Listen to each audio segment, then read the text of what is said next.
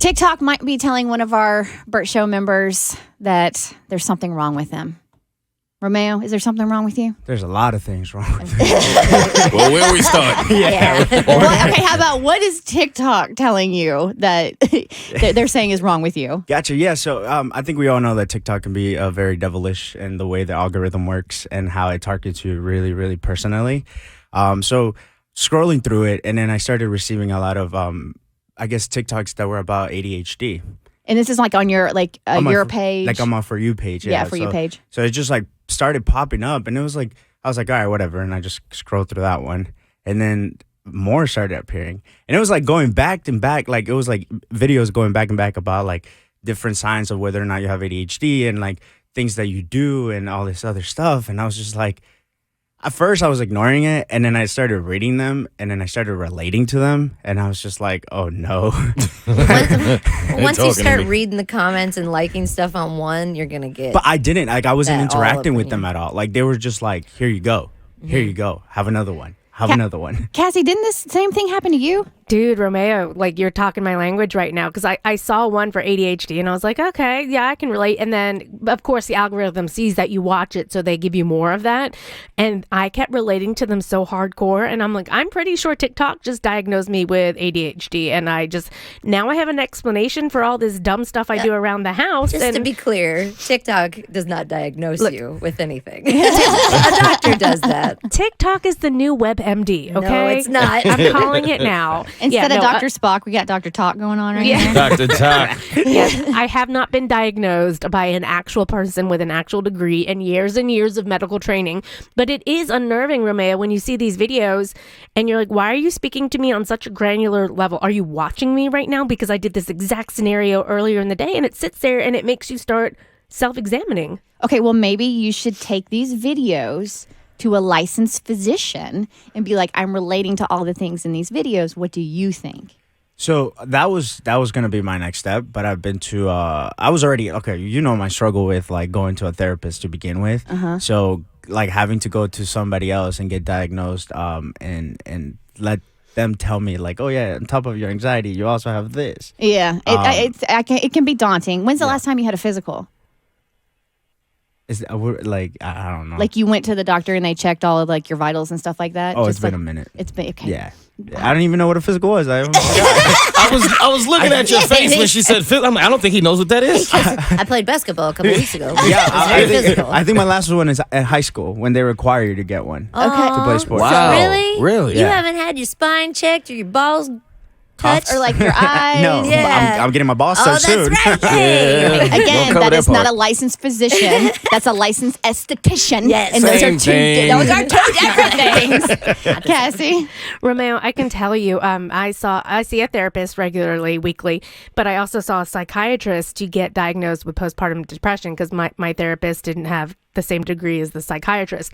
And seeing a psychiatrist to get diagnosed or an MD doctor instead of a PhD is very different. So I didn't have to go too much into my feelings. I just explained what was happening while they sat there and they put the pieces together. So instead of working through my feelings, they looked at all the factors that I was naming off. And he's like, okay, I'm diagnosing you with this based off what you've told me. So don't feel like you're going to have to go in and like, you're going to have to tell them stuff, obviously, but it's not the same conversation as with a psychologist if you're seeing them just to get diagnosed. It's very medicinal. Same thing happened to me because I have a therapist, but she can't prescribe medication. So she's like, I believe you have generalized anxiety. You need to go talk to your physician. I went and talked to my physician, and Dr. Hurley was like, yep, here's your prescription.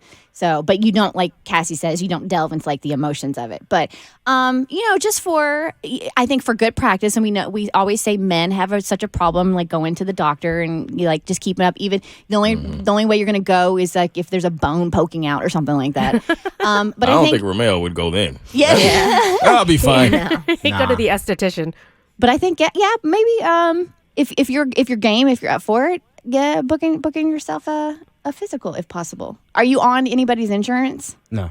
Okay, well then that's probably why. You're not going to find out if you have ADHD from a physical, though. No, you're not. But you can go. I still think just having learned that you haven't had a physical, I think it's important to get one, just for maintenance of your health. For sure. But also, if you have a physician, I would show like these videos to your physician, no joke, and be like, I'm kind of relating to a lot of these. What's your take on this?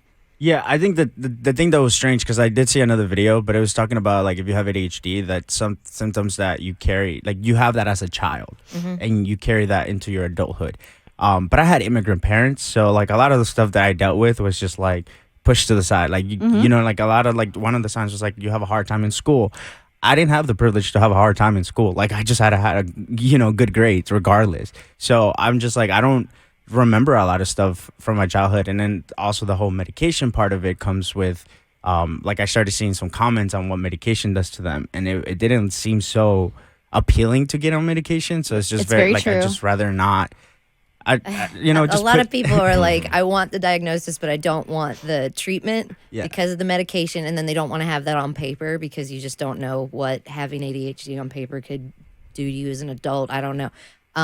If you want to know a company that does it, there are a lot around our area. Most of them don't take insurance, and it is like a 6 to 8 month process that I'm in the middle of right now. Oh, you so are? I can suggest some to you. I didn't know that. Yeah.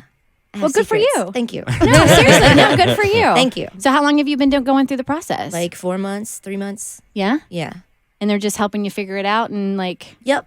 There's so many factors. So like you have anxiety, but that is a symptom of ADHD. There are so many symptoms, and what's tough is it's easier to diagnose in boys at a young age. So that's why children, boys are constantly on Ritalin, but girls have a totally different reaction to ADHD. So boys are more of an outward, like act out, like do crazy things. Girls are more inward, and they're like, oh, that's just a part of her personality. She's shy, whatever.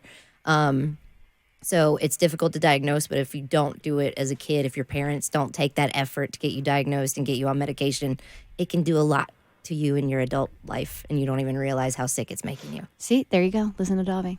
Boom. Okay. So what's the next plan? Get a physical and talk to Davi about where I could go. That works. And Romeo, for the record, you'll need to double check the price, but CVS does offer physicals. So even if you want, and I think it's like $89, which is still a chunk of change, but I know some physicals at doctor's offices can range around $200.